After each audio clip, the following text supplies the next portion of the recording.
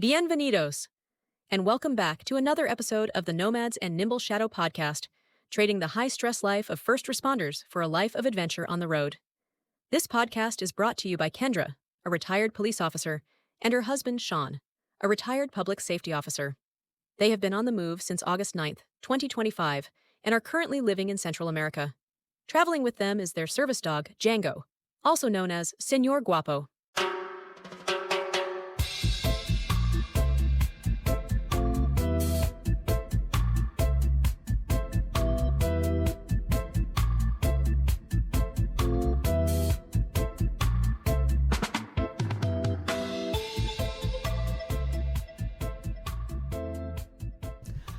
Welcome back. Thank you.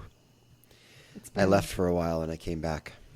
Yeah. Unexpectedly. Yeah, we should talk about that. This was the first major death in the family, right? Yes.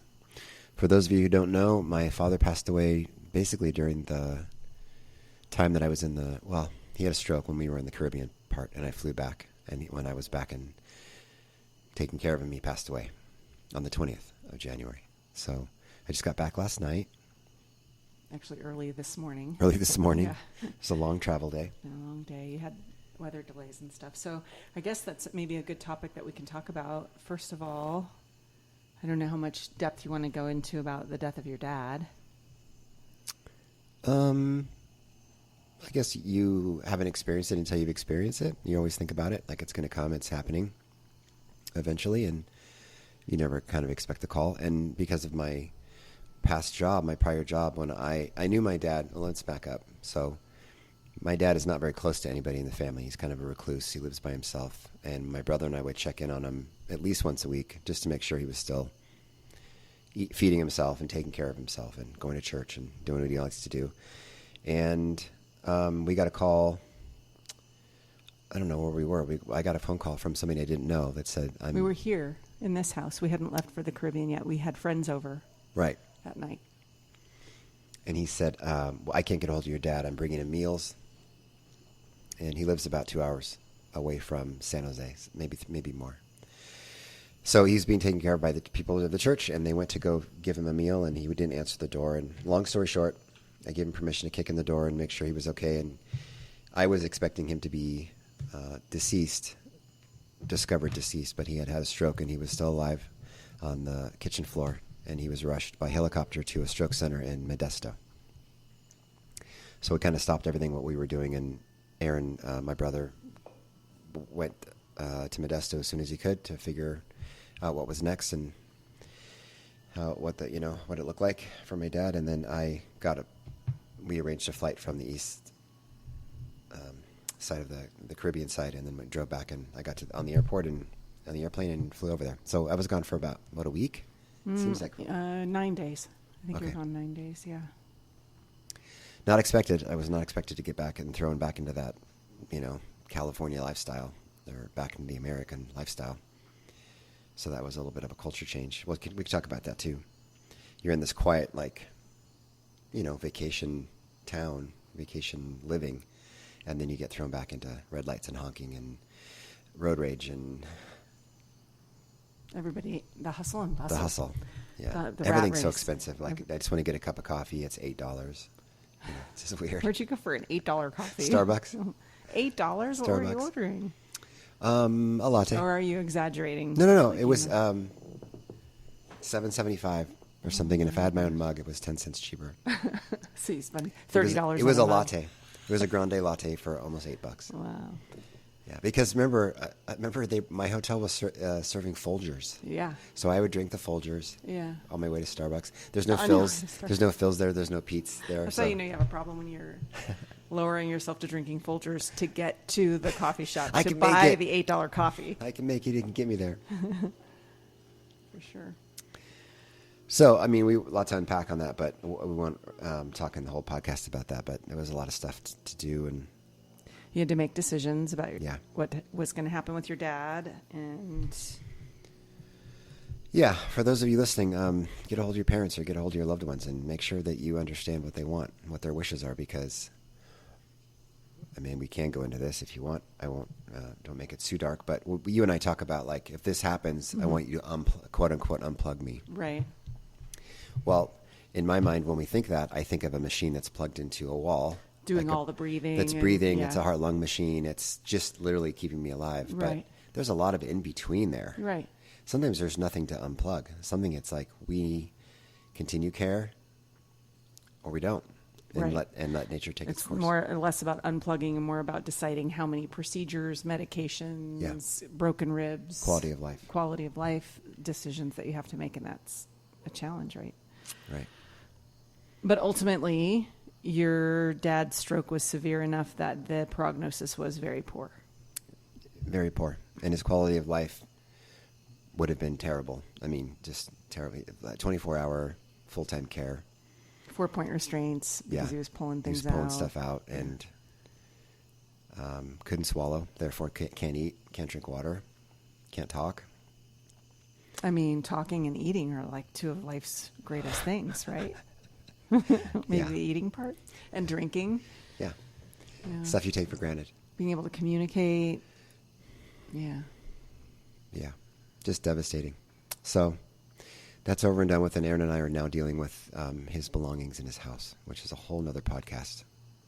Well, I mean, why break it into pieces? Just let's dish.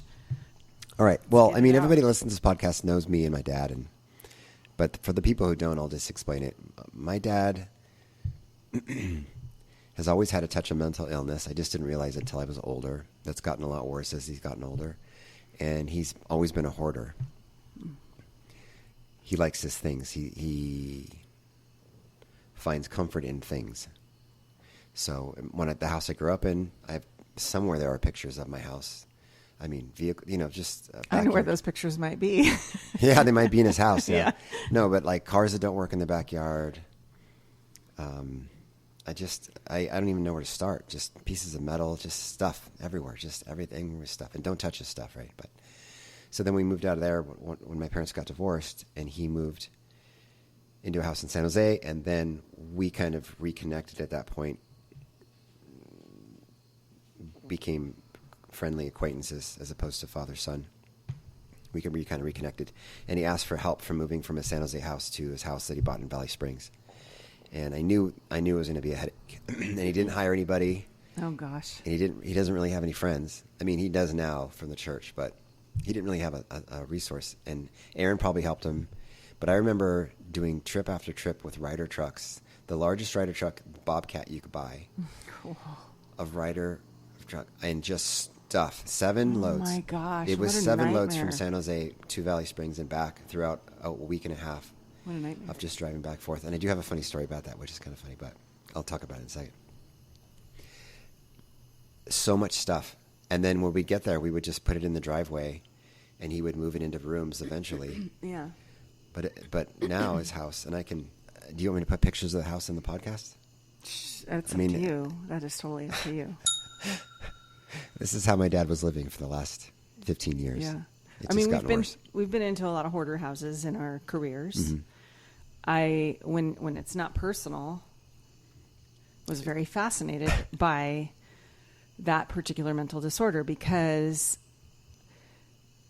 one, there's different kinds of hoarders. There's animal hoarders. There's people who never throw anything away. So there's garbage. The hoarder that I had a private investigations case with was hoarding clothing and everything, including sanitary napkins and tampons that were used that she would just stack up in a pile. So there's those kinds of hoarders. And then there's hoarders that everything's in boxes and it's not being used. It's not being enjoyed. It's just in a box somewhere. And what I've never understood is the disorder makes those things so meaningful. Like all of it has so much meaning. And my thoughts about that are if everything has equal meaning to you, you can't let go of anything, then nothing is really special. Nothing's really meaningful because it's all the same. The gum wrapper or the Post-it note or the, old broken tool has the same value as everything else in your house because you just won't let anything go. Yeah. It's really interesting. So you and I are not like that at all. I know I'm not like that because of my upbringing. Mm-hmm. If I don't use it, and I love getting rid of stuff. My brother does too. We love getting rid of stuff or donating it. Going and buying a new pair of shoes is great. But it's double the feeling and glee and enlightenment of getting rid of 2 pairs of shoes to go to donations. That's more exciting to me than buying a new pair of shoes. Interesting. I love getting I rid know of you stuff. love to tidy and organize and like, Yeah. but I don't think I ever heard you describe it quite like that. Yeah.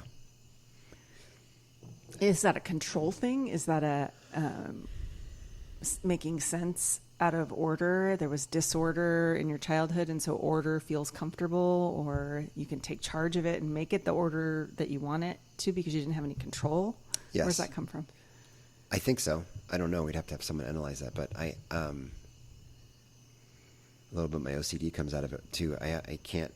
I hate clutter. Look at this table, by the way. But I don't like clutter. It makes me upset. It makes me physically upset.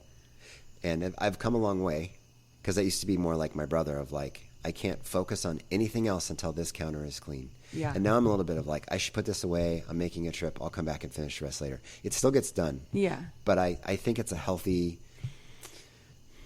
change in me in that I'm not so obsessed about it that I can't keep moving on until I finish it. Yeah, it doesn't agitate you. But as a kid, my room, in my mind, and Aaron can vouch for me too, was the neatest room in the house. I like to keep everything exactly. I didn't have that much stuff. I didn't have a lot of stuff, right? I had books in a bookshelf and clothes in my dresser. And I remember just, making sure everything was off the floor. I hate stuff on the floor too. Yeah. So there wasn't anything out. And then when you walk out of the house, out of my room into the hallway, it just got, my parents' room had a lot of stuff in it, but there's 2 adults living in that room and my mom's sewing room and stuff. And my brother was an absolute slob. I can't wait till he hears this because he was such a slob. He had so many clothes behind the door for laundry you couldn't open or close the door. And that's changed because my brother now. Yeah. Yeah. He's probably more obsessed about it than I am. Of cleaning? About tidying, cleaning, yeah. Yeah, about obsessing about stuff. Yeah. Yeah. It's interesting. Do you think that the change is related to medication? Oh, me? Yeah. No. You know what it came down to? And no offense to you, but when you and I first got together, there were some things that I would complain about that were ridiculous. But like this is the way I like things. And I didn't have a big dog in the fight. Like, it's your stuff. It's just half my thing. So I learned to like pick and choose what that was about.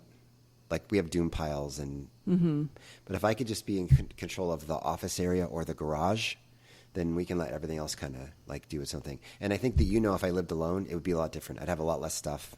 Mm-hmm. I have 2 coffee mugs. Like, it'd have a lot less stuff and it would be neat. But now it kind of like with the kids, God, with 3 kids, I think you just change. Yeah. You either get worse or you let it go a little bit. Yeah. And I think I let it go a little bit. Good. I think it's healthier. It's easier to live with somebody who's not so obsessed, unless both people maybe are on the same wavelength as far, but very rarely are 2 people on the same plane. So, both of you have to kind of compromise. One of you might need to get tidier and one of you might need to let go. Yes, exactly. And we actually just talked about that with the kids yesterday. So one of our kids and his girlfriend live for the first time with someone else in an apartment. Yeah. And no matter how much you do upbringing, like, we need to keep your rooms clean and this is the way we do dishes, and that checklist from both of them, my son and his girlfriend, their whole lives, they have a certain understanding and they live together for a while, so they get it. Right. She likes dishes done a certain way. He likes this, whatever. Yeah. Now you're integrating these 2 people that are kind of like-minded into another couple who thinks that they are doing everything right and thinks that it's neat enough and thinks that I'll do the dishes tomorrow. Yeah. So everybody's level is a little different. Whether you're married, no one's the same. I don't think. I'm sure there's people out there that are both equally tidy or fastidious about the, where things go. I'm sure. But I think that's more rare than 2 people who are compromising for the other. Yeah. So your dad's house was the exact opposite of what is comfortable for you. He was a hoarder, and now we have to deal with. And now we have to deal with it. Yeah. So it came down to more decisions to be made, and the decisions were: do we get a group of people together, like the DiLorenzos and my brother and everyone else who can help, and just tackle this house in a week? Rent those big dumpsters. It would. I mean, it's going to take. Well, we got an estimate. It's going to take 13 of those large 40-foot dumpsters. Yeah. To 30 clean out my dad's 30-yard house. dumpsters, 30-yard dumpsters to clean out my dad's house. So how do we tackle that with 6 friends? And are we going to still have those friends and family after that? Right. And also, we are not in our 20s anymore. So lugging and throwing things in a dumpster, that's very physical work. I don't mind that. It's not that I mind it. I just don't think that it's sustainable Right. for people our age to be doing that kind of labor all day long, day after day. That's a lot. Yeah. So And my dad has crazy stuff. He's got like 1941 drill presses, like machining commercial drill presses for no reason. And so is that stuff valuable? We have to figure that out. Probably. Like, what are we going to do with all this stuff? So, having said that, our plans here have changed. We are leaving Costa Rica earlier so that we can go back and deal with that, which is a bummer, you know? Yeah. It's a bummer, but I'm glad we can do it. I'm glad this happened, you know, while we were retired and not while we were working. So, but Yeah. still a hard loss, even though you didn't have a close relationship. Yeah, for sure. And I'm glad he touched some people's souls over for the church. Is that a weird way to put that? No, I mean, was he a completely different human being there? Right? I mean, I think that I'm sure his mental illness was obvious to everybody around him. Yeah.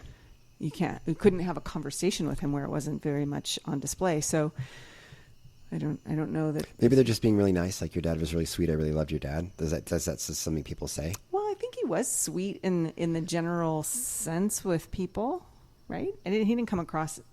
I wasn't married to him, and he wasn't my father. But just in the few interactions I had, there was nothing like obviously mean about him. So maybe he was sweet in church when he was feeling surrounded by God and people that loved him or whatever. So who knows? No, I think it's probably genuine. Okay. So we decided that we're going to hire people to do it. Yeah. So that's how we got the estimate for 13 loads. 4 men. It said four workers, I think. Okay. And it'll take in 2 days. This is all estimated, so they're probably going to discover something else. 4 men, 2 days, 13 of those dumpster things cost a little less than, what is it, $9,000? It was about 10,000, a little less than 9 or a little less than 10. Yeah. Something So like that. Yeah. is that worth it? And I think it is. Yeah, I think it is too. And because I think what would happen if we tried to do it ourselves is not only would it just be very fatiguing and stressful, but also, I don't know, doing it this way allows you and your brother just to focus on what are the things that we want to keep, what are the things that shouldn't be thrown away and should be given away or sold, and what are the things that are meaningful. You want to find your grandmother's ashes, right? You want to find maybe some photos, some Vietnam memorabilia, things like that. You can focus just on that. Just looking through things. You don't have to worry about making trips back and forth and lifting and sorting. You can just look for the things that are important. Yeah. I think he owns 5 or 6 cars, but we can only find 2. And we know one of them. We know one of the 6. So we found 2. Oh, gosh. One is at a auto mechanics in San Jose, and it's been parked up front since he dropped it off there probably 7 years ago to get fixed, and Oh, my hasn't been gosh. able to afford to get it. So Aaron says he drives by it all the time, Dad's car. And my dad's been paying full registration on that car and insurance this whole My time. gosh. Okay. That's one car. There's 2 in Yeah, the driveway. there's 2 Colorado Avalanches. He has 2 He has 2. avalanches? When you like something, Kendra, you get 2 of them. Okay. He has a Tuesday avalanche and a rest of the week avalanche. And we didn't have the keys for those. We don't even know if they run. But you do know where both of them are. Yeah, we do know where both of them are. He has Lexus keys in there. He had a Lexus for a long time. No idea where that is. And then, I don't know. I can't remember. Like, I'd have to go back and look at old photos of cars that were in his driveway. They aren't there anymore. Because we found a whole bunch of registrations that he's still paying for and still paying for insurance. Oh my gosh. I wonder if there's any way to find out through like LPR data or something. Can someone see maybe. if they've seen it on the road, or is it? I mean, Or maybe he stole them. Yeah. Anyway, lots of stuff to do. And, kind of got thrown out of the washing machine, but now I'm back. But I wanted to tell you a funny story about airplane travel. Oh, and my dad's move. Let me go back. Okay. So I'm doing this. I'm a brand new police officer. It's 1999. And my dad's moving. And I'm helping him on my days off. And he rents these Ryder trucks. And I think I know everything now. I know how to drive police cars, right? And I've never driven a big Ryder diesel before, maybe. I don't think so. It had the word turbo diesel on it. His Mercedes used to say turbo diesel, and it never went fast at all. Fast forward, we're doing load runs. I'm trying to get back and forth as fast as I can. We're driving on 580, 680? I don't know. Well, a big freeway with a whole bunch of lanes. One of the big freeways. And I'm driving faster than this car can go. We got an empty load. Oh, gosh. I'm driving back, and I'm in the number one lane. On the number one lane? There's only two lanes. Okay. There's only two lanes. I'm in the number one lane, and I see way up ahead, because I'm a good driver, all these orange construction signs. This lane's closing. I see flashing lights. I see starting to see cones off in the distance. Well, off to my right is a semi that's not going to let me over. Oh, no. So you know what I do? I floor it. Oh, no. So I remember my dad talking about something, because I didn't do a lot of talking. Was he in the car with you? He's the passenger. Oh, jeez. I'm driving. I'm the big bad police officer. You're like, okay, I'm going to show this Number guy. one lane. I'm axle to axle with this semi. And now you're playing chicken, basically. Like, Yeah. who's All gonna I got to peel do off? is put on the brakes and get in behind it. Yeah. Because here come the cones, and this lane's thing off. Yeah. And I'm like, nope, not today, mister. So I floor it, and as soon as I floored it, I remembered that my dad said turbo diesel, and it really didn't go that fast. And I'm not making any progress. If anything, I'm actually losing speed. Yeah. And I'm trying. And my dad starts to say something. He's like, "Hey, are you going to get over it? Because I mean, the cones. The lane's getting smaller and smaller and smaller. So pretty soon it's like clink, clink, clink, clink, Yeah. and now I'm hitting him with my tires. And all I got to do is, and by the way, I'm gaining a little bit. I'm going to make it." There must have been a little incline, so I'm going to make it. And it's like, dunk, dunk, dunk, dunk, dunk, dunk, dunk. Now cones are flying through, like, they're flying over my windshield. There's people running, like in the movies, out of the construction zone. I'm like, I'm making it. Oh, my God. Your dad must have lost his... He never asked me help to move again. But I remember that bravado of like, I got this. And then the stubbornness of like, I don't have this, but I'm not giving it up. Yeah. And And I had a you did lot cut of in front of him? cones. I made it in front of him. That semi-rig driver's out there somewhere thinking about that Absolutely. too. Like, that crazy guy. Oh guy. my God. And in my mind, like from these 70s sitcom shows, like from Chips, of people just jumping out of the road. Here comes the crazy Ryder truck. Dun, dun, dun, dun, dun, dun, dun, dun, dun, dun, dun, Yeah. dun. Was that Chips? Dun, dun, dun, dun, dun, dun, dun. Well, now I'm going to play it in the podcast and Yeah, get I think it was. copyrighted for it. It was definitely a some sort of police-related theme song. Yeah. So, well, my experience with you being gone, this was I guess prior to your retirement, I came down and was in this house by myself, but you were gone 9 days, so I had to keep myself busy. No car. I walked a lot. Good job. I walked a lot. I would get up in the mornings and just go. I explored a lot of different neighborhoods and got about 15,000 steps a day in. Sometimes it was hot. Django was not happy about it.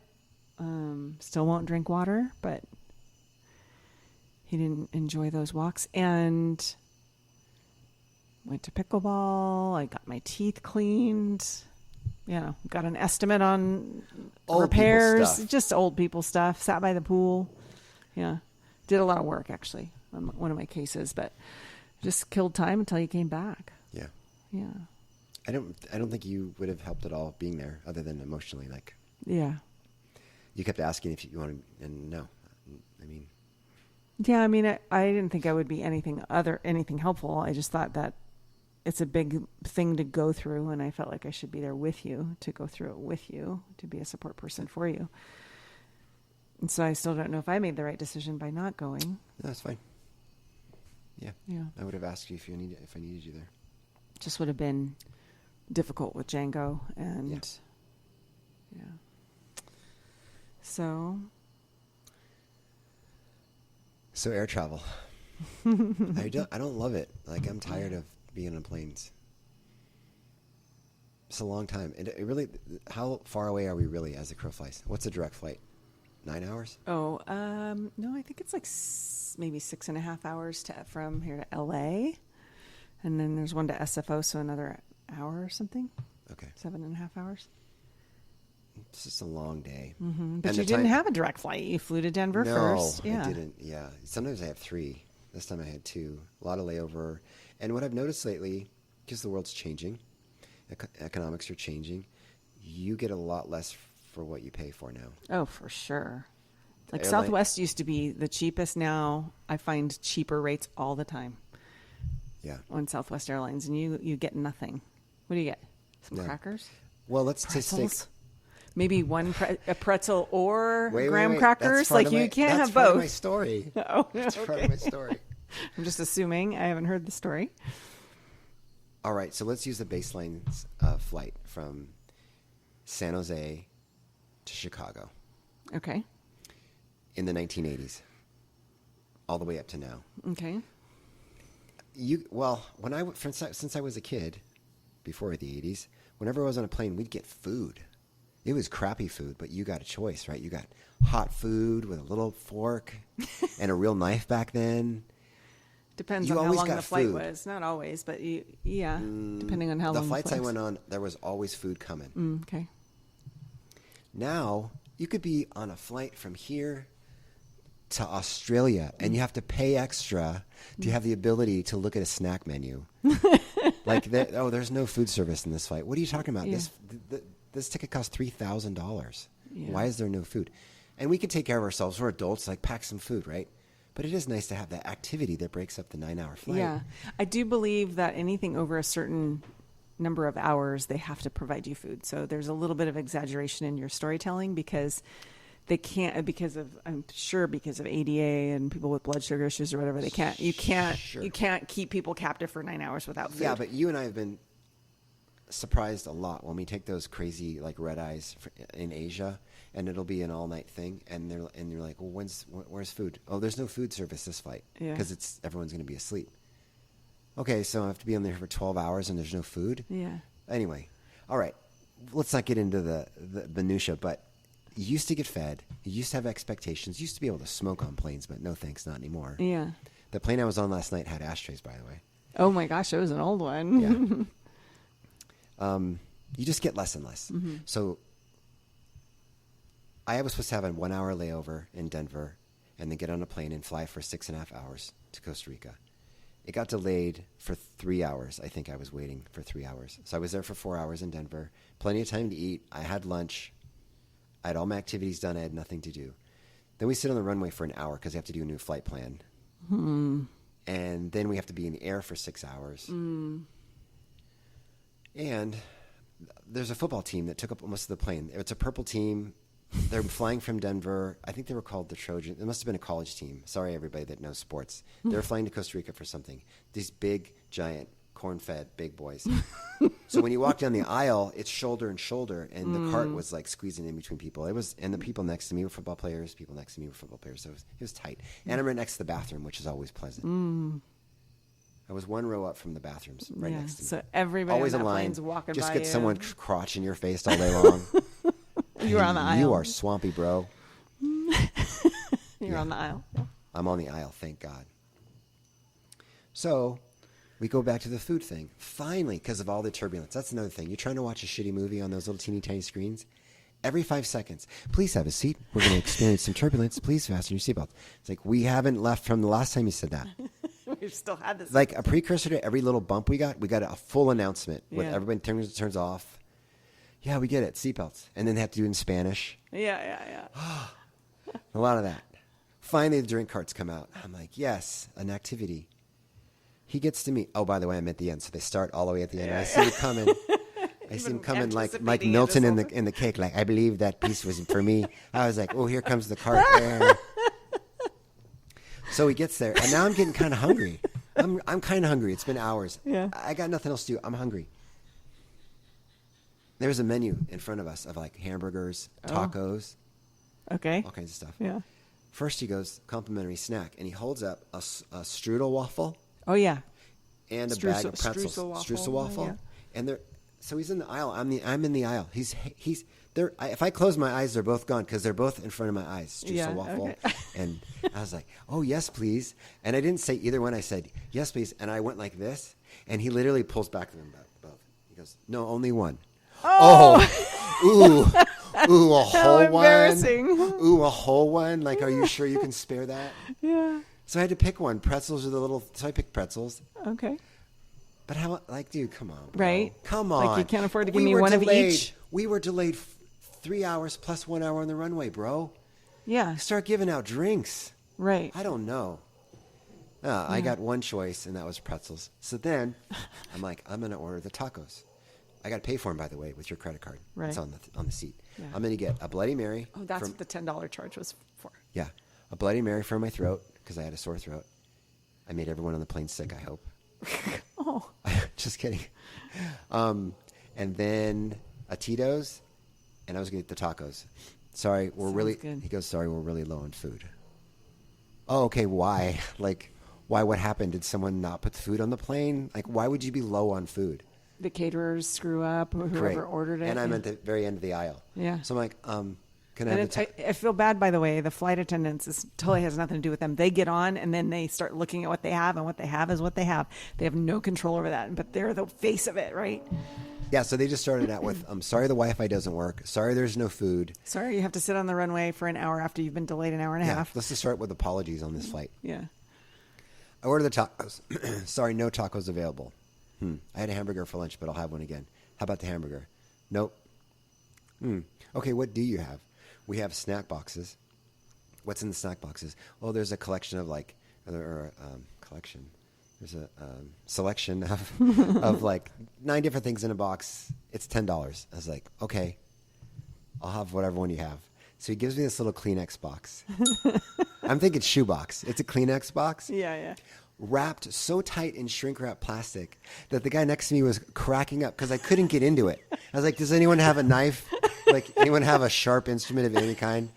I could not get into this plastic bag. I was like, like the werewolf, trying to get the plastic bag off. I finally get it. I don't know how I got it. I finally get it. I unwrap it. I open it. There's like instructions on how to use this snack box. I throw that away. And there's just bags, these little teeny tiny party bags like you give to someone for a kid's birthday party of like, here's 5 crackers and 3 pieces of salami and a little teeny tiny bag of almonds and a fig spread. So I was like, ooh, like setting up my little Emma charcuterie board. Like it's miniature. Everything's miniature. Everything was miniature. The little knife was miniature. Guess what flavor everything was, Kendra? My favorite flavor. Your favorite flavor? Smoked. It was all smoked. Smoked salami, smoked cheese, smoked almonds. What's with the smoke, people? Stop it. And you do not like smoked flavor of anything. Terrible. Yeah. I'm sitting here like, trying not to get emotional. Like, I got some food. It's smoked. My dad just died. My dad died. I got these 3 little teeny. By the way, when I say salami, if you were to dissect your pinky, that's how big the salami was. It was teeny tiny salami, smoked to oblivion. I got more. There's more? There's more to the story? The garbage, that giant shoebox now, size of garbage, sat in front of me for an hour and a half. I couldn't get around it. The people couldn't get next to me to go to the bathroom. I'm holding a shoebox full of garbage. They never came back? They eventually came back. I'm sure there was turbulence in about 19 different announcements. Okay, so I stated I was next to the bathroom. Yeah. There's more? There's more. I don't know where to start this story. Okay, I got it. I finally get up to stand in line. So there's like 4 people in line. I stand up in my seat. I go to the end of the line, and I'm waiting and waiting and waiting. It takes people forever to go to the bathroom in there. I'm not sure what they're doing. Oh, I think just it's something to do. It's a change of pace, right? They're probably picking at pimples and fixing their hair and washing their face and who knows what else. Yeah. Well, we only got a couple minutes before the next turbulence warning. So they're in there for a long time. I finally get to where I'm almost there. I could see both doors on my side. There's a big illuminated red thing that says Occupado. Occupado. Occupado. Occupado. And there's people behind me. And I feel like the shoving behind me, there's a fracas behind me. And I turn around to see this woman who I recognize from sitting in front of me push past me, like not like, hey, let's you do-si-do and I'll do this and we'll get by. Right. She like shoves past me, goes to the bathroom doors like she's never seen him before, starts yanking and pulling on him like she's trying to break into him like a search warrant, and doesn't understand that there's people in there. Oh, God. So then she's like pushing. Imagine the person inside. Yeah. She's pushing. She's this little Spanish woman or Costa Rican woman. She's pushing with all her might to try to get this door open, and it's not budging, but it's bending. And nobody's helping her, like... Well, I'm the only ones closest to her. The flight attendants are on their phones or something. They don't even know. So she's leaning, and then she looks at me like I have some sort of answer to her problems. So then she goes to the other one and starts pulling on that one. Well, that actually works. You're supposed to pull. It says pull. Yeah. She's pulling on that one, and she's getting some good leverage, but it's locked. Because somebody's in there. Someone's in there. Yeah. So then, and then she doesn't know what's going on. And finally, someone in Spanish is like, "There's people in there." Like, it's locked. And I was like, yeah, look, see us all standing here? What do you think we're doing? And then I point to the lights that are red. I was like, it's locked. Like, what? Who doesn't know? Who's never been on a plane before? Well, there's lots of people who've never been on a plane before, but there are a lot of other indicators, right? People in a line. What did she think we were doing? I don't know. Waiting to jump? Waiting for the parachute. So she finally figures it out. Yeah. I hope she felt a little bit dumb. She goes to the very end of the line, and the guy, a football player, steps out of this one in front of me. So I go in, I close it. The lights lights come on when you close the door. He blew it up. No, he didn't blow it up. But also, again, who's never been on a plane before, I think that everybody that used that bathroom until I went in there 3 hours later never flushed the toilet. It was fish aquarium to the brim of pee. Oh, my God. It was with all like the turbulence. Yes, it was just like swashing back and forth. Oh, my God. There's toilet paper, and not like a deuce or anything, but just like it's full of pee, bubbly yellow pee. Disgusting. Yes. And was the flusher not working? Oh, it works just fine. Oh, God. That makes my worked just fine. stomach flip thinking about hitting that button and watching it all go. And Sarah De La Rosa brought up the other day of like when you flush a toilet and all the stuff that goes into the air. Right. You're in that little teeny tiny vacuum of a bathroom. Breathing and everybody's. You hit that. What am I going to do? Hit it and run out? So I hit it, and you can hear the air rushing in, and it's just like vaporized 3 hours of people's urine. Like, who's not flushing? And the football player's just like, yeah, this will do it. I'll just try to like get to the very top. Did they not know where the flusher was? Was it a hidden flusher? It's not hidden. There's a giant blue button that has a picture of Yeah. If you've been on a plane before, yeah, tiny sink, tiny toilet, right. tiny mirror. Right. Yeah. Interesting. That's hilarious. That is hilarious. I can't believe people go in there barefooted. I was thinking about that when you were talking about like what are some of the crazy things we've flown a lot in our lives, and we've seen some crazy things, but I will never forget being on a plane coming back from training, and Daniel Ichige, a friend of ours, was sitting next to me in the plane, and this 19-year-old girl, real cute girl with long blonde hair, she comes walking down and she's barefoot, and he is horrified. He's like, oh my God. And he goes, as Daniel can do, goes into this long tirade about it. Like that, first of all, she walks down this aisle, and everybody who's walked up and down this aisle, these things are not clean, right? Then she's going to walk in the bathroom, and there's liquid on the floor. What do you think that liquid is? And then she's going to walk back up, and she's probably going to do that again at least once on this flight. Then she's going to go home, and she's going to be tired from her travels. So she's going to just, change and get right into bed with those dirty, nasty feet. So he goes on to this whole lecture, and I've never forgotten that.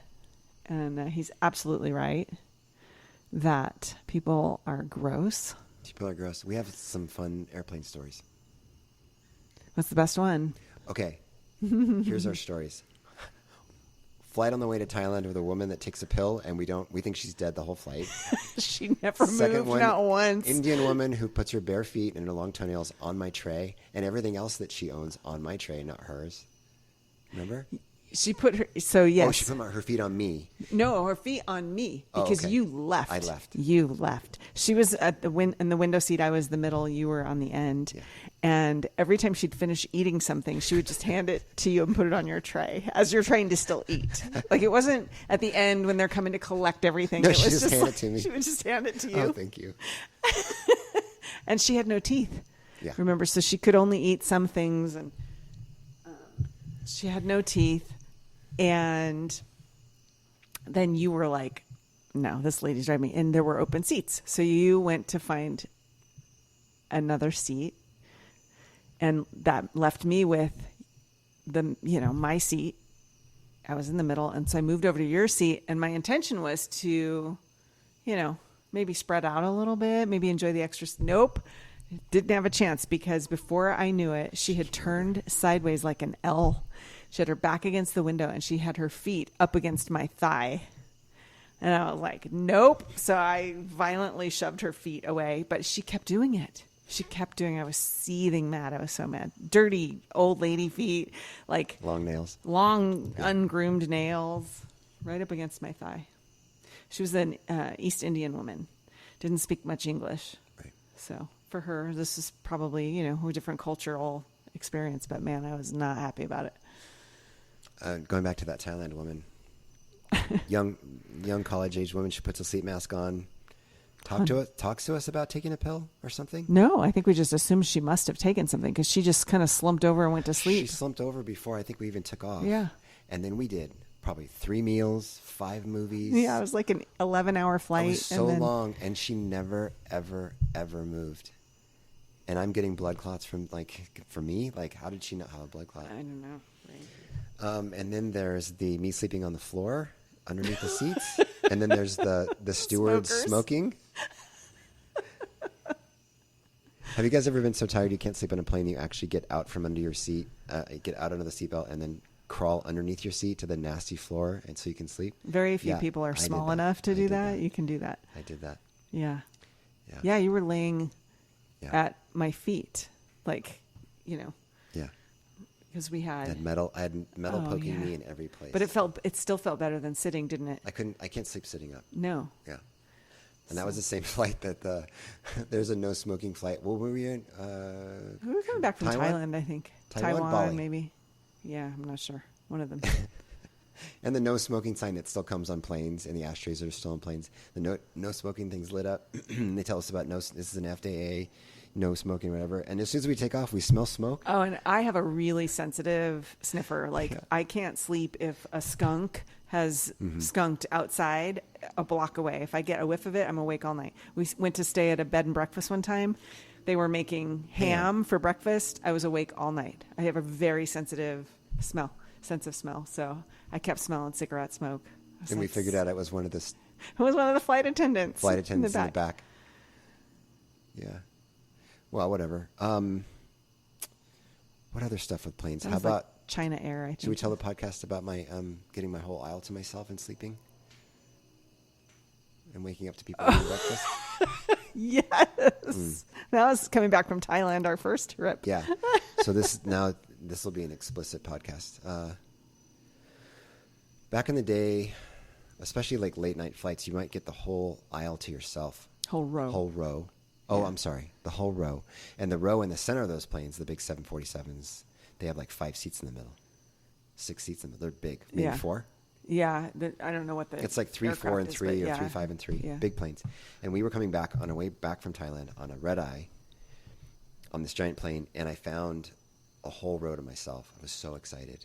So you could spread on our section. Yeah, we both had a whole row. Yeah. And I think the kids... Were the kids in that plane? No, it was just you and me. It was just you and me. So I have on Thai pants. I think I have fisherman pants on. Okay. I have fisherman pants on. It's pitch black in the plane. They turn all the lights off. What are fisherman pants for those who've never seen them? They're oversized, one size fits all cotton linen. Cotton or linen usually, yeah. pants that are extremely comfortable. They come about mid-shin. They're kind of like a wraparound, right? They're like a wraparound skirt, but they're pants. Yeah, they're just long, big, baggy pants. They're super comfortable. And then the waist is probably like a 60, and you just tie it around your waist. Yeah. And it's easy. They're great. So everyone was going to bed. It was pitch black. They hand out sleep masks. It's dark. The air feels great. I was like, oh, I'm going to sleep like a baby. And there was no like bumps in the middle of the seats. This big flat couch. Oh yeah. I got a little blanket, a little pillow. I got my sleep mask on. I'm out. Yeah. Boom. Well, have you ever been asleep? And it seems like it's been a minute and it's been 6 hours, 8 hours? Okay. I woke up, it was just like that. I thought I had just closed my eyes and I opened them again because I heard like clinking of silverware. Yeah. I thought that was weird, and I think I had earplugs in, and then sure enough I hear it again, and I open my eyes and I looked through my feet at the people beyond me, and I realized it's daylight. All the windows are open. All the lights are full blast. And they're eating, but she's also kind of looking at me sideways like I'm naked or something. And I realized in all this, as I'm waking up, that my blanket's fallen off. And I have a giant, I shouldn't say giant, but a morning erection. It's like just making a tent for everybody to see that walks by on my back in this plane. Just don't mind me while you eat your eggs. Yeah. Oh, nature. Why do you do that? That's so funny. And I remember you telling me about it afterwards. Like things like that are terribly embarrassing, but also very funny. Like you can't wait to tell your partner. I can't like wait to get off the plane. I'm so embarrassed, but also, yeah. Yeah. And a lot of crazy flying experiences. Yes. What else? Oh, we're going to talk about renting the house out. Yeah, we're trying to find someone to rent our house here in Costa Rica for 6 months. We'd be open to 6 months to a year. So far, we have not had any luck, but I did meet with 3 people who live together. It's a gay couple and their longtime friend or one of the husband's childhood friends. So the 3 of them live together. And they moved here from the United States, and they had arranged a rental in the same like gated community that we live in. And they had prepaid this German guy who owns it. I don't know if he lives in Germany or somewhere else, but he doesn't live here. They had prepaid him like $7,000 to, one, they needed some things done to the house to make it livable because the woman is a little disabled. And 2, they were paying like, I don't know, 6 months worth of rent up front or something. They got here and the house was trash, just filthy, no running water in one of the bathrooms. The swimming pool looked like a swamp. So they're desperately trying to find another place, but they want to stay like 3 years. So, and I haven't heard back to see if they're going to do it, if they're going to inquire. But if we do that, what will we do? We have this 4-bedroom house that we worked so hard to get. It's so beautiful. We love it here. Mm-hmm. Why on earth would we rent it for a year versus come back in a few months and enjoy it again? Here's my answer. In my mind, I always wanted to adventure around Costa Rica and see what every single region had to offer.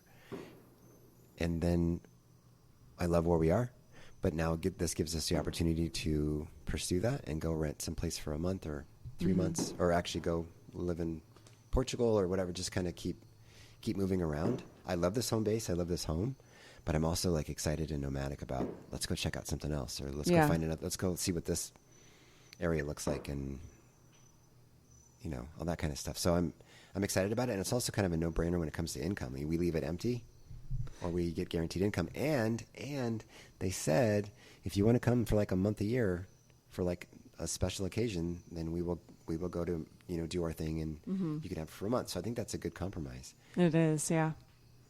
Yeah, I think those are all great points. I love this house a lot, but I am confident we would find something else that we enjoyed. I mean, there's so many beautiful properties that have beautiful, because this is a country that's nothing but nature and hills, right? I mean, there's traffic and city and all of that, but the topography is like jungle and hills and beaches. So the views, you can find places that have these views of just like vast expanses all the way to the ocean on one side and jungle and volcanoes on the other. Yeah, some of them have neighbors and some of them don't. Yep. And the Caribbean side was so different than over here. I would love to live in the Caribbean side for at least a month. Yeah. Yeah. So hopefully we'll find somebody to rent it. And then we have to figure out what do we do with our stuff. We don't have a lot of stuff here that's private. Like everything here could be used by guests except for, our clothes or because we're probably not going to pack all that stuff to take it back. No, all the clothes that I brought here, I have intended to leave. Mm-hmm. So I think we'll be good. We'll see how it works out. We'll either get the call or we won't. Yeah, we have 5 weeks before we leave here. So a little. Yeah, 5 weeks will go by fast. Actually, 4 weeks. Only 4 weeks. Oh. But, and the other cool news, our friend has a daughter who's the same age as our oldest. And that daughter is coming here for 2 months to work for our neighbors. So that's kind of a fun coincidence of like crossing of paths. So I'm excited for her to come and see what beautiful Costa Rica is like. And she's been to Europe quite a bit and Hawaii, but I don't believe she's been to Central America. So that'll be exciting. When did she come? She's coming on February 9th, I think. Okay. 8th or 9th, yeah. Cool. So we'll get 3 weeks with her too, to be able to hang out with her and show her around. Good. So cool deal.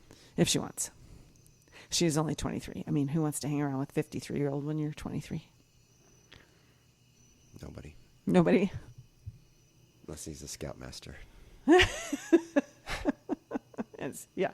Oh, one of my clients. Okay, so I happen to be scrolling and I follow this Instagram page, I think, or Facebook page that has interesting historical stories. So it'll be, quite a bit of reading about something somebody experienced. And I opened my Facebook and there is this story about a man named Howard Dully, who was either the first or one of the first to have an ice pick lobotomy. Mm-hmm. And he wrote a book about it called My Lobotomy. And I arrested that guy in 2010. He was a bus driver and he had a toy store that had, toy trains. I bet Roger knew him. I bet Roger might have known him. It was in Santa Clara. We'll say it really slow. Winchester and, yeah, kind of. Pernridge. No.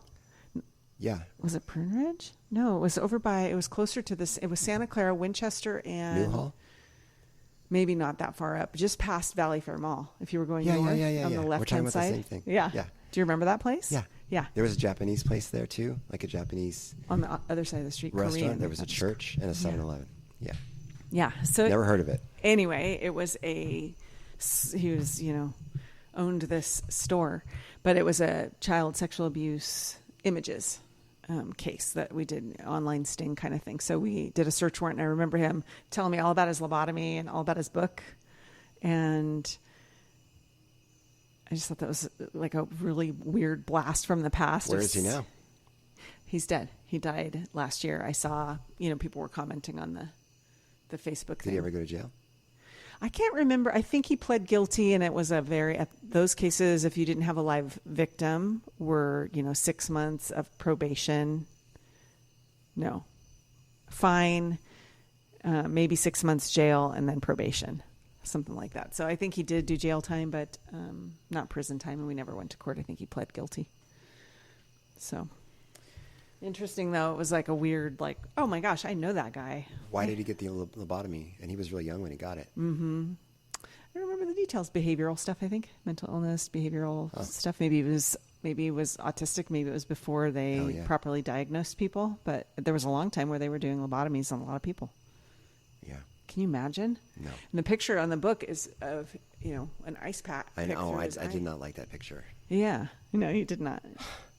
You don't like ice stuff. Ice stuff. Our first argument was over ice stuff. Yeah.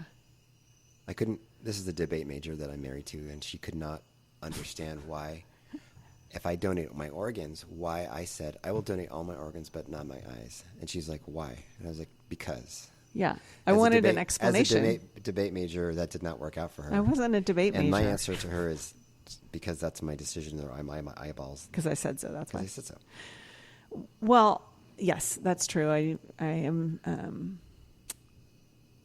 I don't back down easily. I'm stubborn, and that has worked in my favor a lot. But it's also not the greatest trait I have.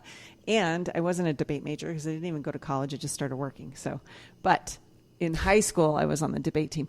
And what I wanted from you was you felt really strongly about it. And I just wanted you to articulate why. Like, it's rare for somebody to feel so strongly about something. There has to be a reason. Like, did something happen? Or... Well, as a man, I have to, I don't... As a man? Oh, where are we going with this? No. Like, the way my brain works... Because I said so, bitch. Yeah, the way my brain works is there's a lot of silent things that are happening to make that decision for me. But the big part about my voice and the big argument is I don't want anyone touching my eyes. What I figured out in my subconscious back here about all these different thousands of reasons, and now you want me to articulate what I just went through. Right. I actually don't know what I just went through. I just made the decision that I don't want it.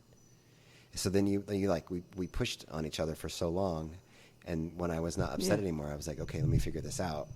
Yeah, I don't want them cutting my eyes out because it's very. But you're dead. I know, but it feels like they're still my eyes. I don't want a knife. I think a lot of it came back to anatomy and physiology and the stuff I did in college. It's not disrespectful, but it is. We're manhandling these cadavers like they're engines in a diesel. Like we're just taking this out and looking at that and throwing the lung here and trying to do. Mm-hmm. And I just feel like my eyes, for whatever reason, they feel like that's where my soul is or something. Mm-hmm. Listen to me articulate it now, right? Yes. And I don't want my eyes screwed with in any way. I want my eyes closed and coins put over them or whatever. And I want you to never look at them again. Like I don't want anyone screwing with my eyes. Okay. Yeah. And then but at the time when we were doing that, you're like, well, why? I was like, because, like, why is she pushing so hard on this? I just don't want anyone doing this to my eyes. So yeah. And I mean, now we've been together a couple of decades or something like that, right? So now I know how to navigate that a little bit better. Or a little bit more gently, but I was young and it was a new relationship, and it was just kind of surprising to me because it doesn't make a lot of sense to me because of my belief system. Mm-hmm. I don't have that kind of connection of like worried about what's going to happen to my cadaver once I'm gone because I think I will be elsewhere. So I didn't understand. I was like, I really want to understand why this is so important to him. Like, this is so different than the way I think about it. And why would you not want someone else to have the gift of sight instead of having them just rot away and get eaten away? In that case, burned? I guess I was being too selfish. I didn't think about like, oh, your corneas can go to this, or someone will have the gift of sight from that. As a young, naive, younger person, I was thinking of cadavers and eye doctor stuff and the vitreous humor and let's poke this and see how much jelly comes out. And I'm not thinking. Plus, you'd had a bad eye injury. Yeah. Prior to that, I just don't like. I had LASIK. I just don't like my eyes screwed with. Like it's the grossest thing. That's all I can handle as an EMT. I can handle any injury. Actually, the cooler the injury, the better for trauma. Except eye stuff. When it came to eye stuff, I was like, I can't do eye stuff. I just can't do eye stuff. And luckily I never had to. Yeah. And I would just have to. That's just the way it is. Yeah. But I just hate eye stuff. Yeah. I understand that. I get that. I'm kind of that way too. For me, snot. Gross. Snot. I can deal with vomit. When I was a medic in the military, I got to work at Oakland's County Hospital. Highland Hospital during my drill weekends, and our drill weekends were always the first weekend of the month, and people get their checks on the first. Oh, yeah. So drug addicts would go spend it right away, right? They would go and blow it all in. So we had a lot of drug overdoses and a lot of the unhoused people who are on the streets and filthy and disgusting and not showering, and they would overdose and come in. And so I would have to scrub them with big brushes and stuff. Super gross. I saw some really gnarly things. I did a heart massage on somebody. And out of all of that, the thing that gets me is snot, like green snot, people spitting or hawking up loogies. Mm-hmm. Oh. Nope. I can't. Yeah. Makes I think sense. my mom's like that too, actually. I think my mom's like that. I have a friend, I won't say who has a daughter, my daughter's age. And I remember one time driving these two little toddlers to, I think I was going to Gilroy Gardens or something. And I had both of them in the back seat. And the other girl was one of those kids that sneezes through their nose. So I hear this Wet. right? Yeah. And I don't want to look. It was like a horror film where you're like, no, don't look behind the curtain, right? I looked up, and in the rearview mirror, I see this girl. And she has two giant green snot, like it looked like slugs, like slugs running down her nostrils to her lip, and she licked it and sucked it in and swallowed it, and I had to pull over and throw up on the side of the road. It was so gross. It's so gross. Which is so bizarre. In that moment, that was so gross. I can't think of a time ever in patrol where I saw anything that made me retch. And you see some people that go to like dead body calls and they retch right away.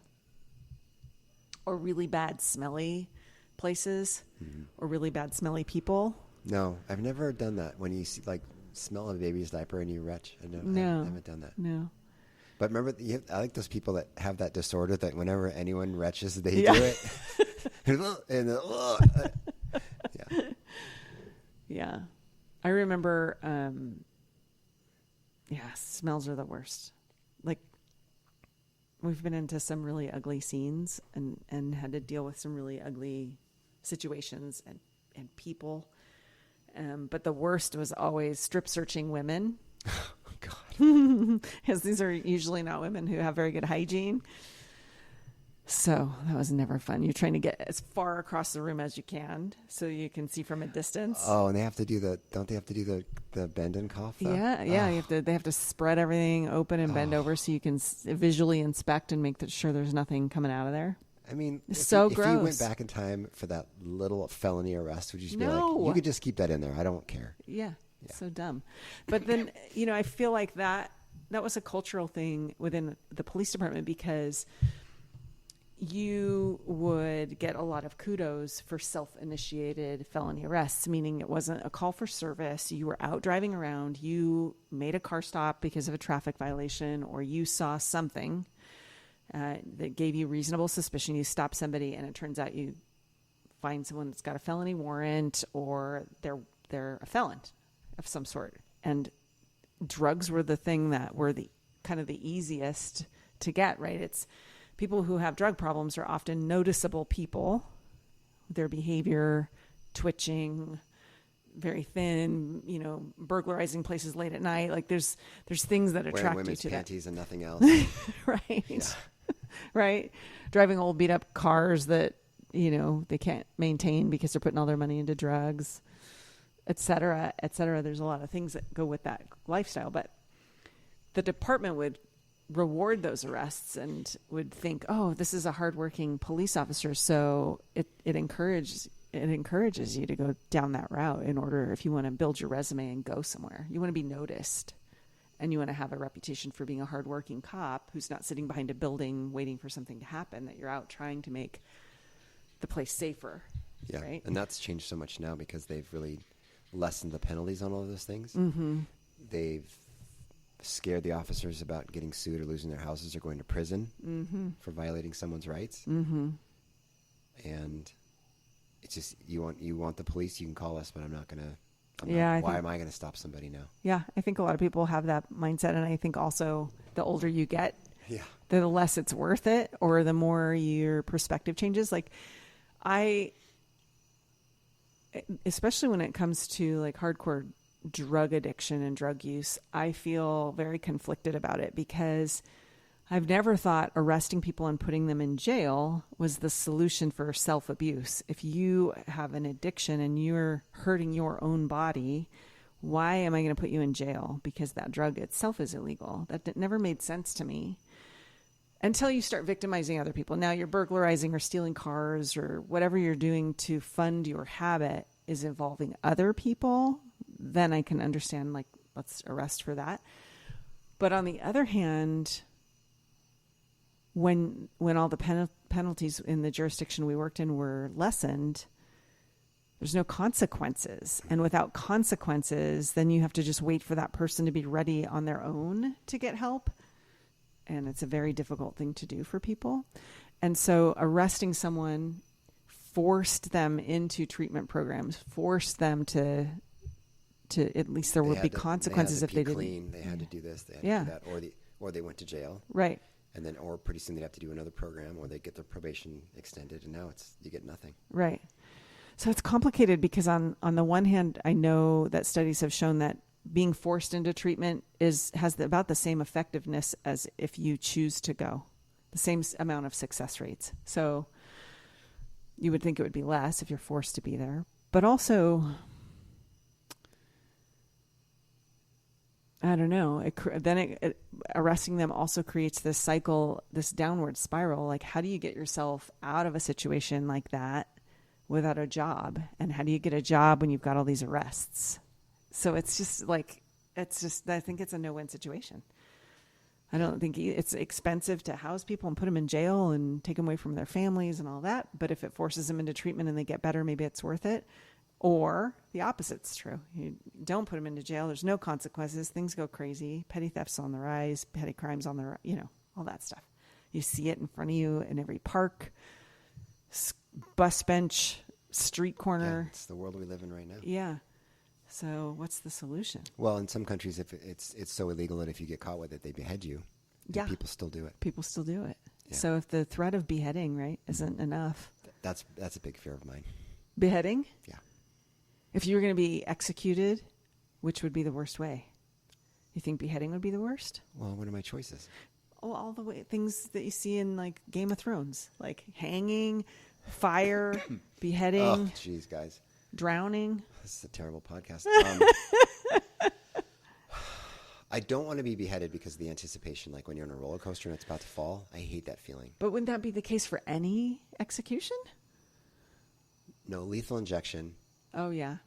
I'm thinking medieval times, but yeah, they do have that now. They're all terrible. Electrocution, terrible. But the medieval stuff is absolutely terrible. Oh, for sure. I think beheading would be the best way to go. If I was going to have to face a medieval execution, it's clean, it's fast. Yeah, there's not a lot of suffering. I'm thinking of a guillotine. Ka-chunk. I hate it. I hope that's not the way I go. A guillotine. I pretty much can guarantee that's not the way you're going to go. Do you do it heads up, looking up, or looking down? I hope that's looking down. Oh. You don't want to see it coming. Oh my God. What's the difference? And who does it facing up? When have you ever seen that? What if it was like, oh yeah, you want to get me beheaded? I'm going to go this way. I'm going. You're like the guy who stands in the elevator facing the wrong way. Yeah. Is that you? Yeah. Listen to this. I'm going to face up. They'll remember me. No way, man. Face down. Don't see it coming. Gone. Swift. Yeah. But I think it's really funny that you said, gosh, I really hope I don't go that way. As if there's any chance that you're going to find yourself in a guillotine. No, not a guillotine, but being beheaded. This is a terrible podcast. Oh. It happens. It still happens. Yeah. All right. Okay. I can pretty much guarantee you're not going to die that way. Good. Goodness gracious. Or crocodile. Well, I can't guarantee that. You're pretty good about not going near water, though, when there might be a crocodile. Yeah. Is that why you didn't go into the beach at Playa Montes? You sat on the sand and didn't go in the water? I went in the water. For like 30 seconds, and you're like, okay, I'm all done now. Not because of crocodiles. I like no waves. Yeah. Right. I like waves. There's nothing to do. I'm standing in bathtub water to my knees. Like, what do you want me to do? I'm not going to snorkel or scuba dive. If waves are crashing over me, there's something to do. But literally, I'm standing on the beach or standing in the water. Yeah. I'm still not doing anything. And there's water, and you can float. One more thing. When I was, one of the shining lights of my visit was I got to see Logan. Mm-hmm. He came, and I got to have a nice day with Delaney. Yes. And she made me a bracelet that I'm wearing right now.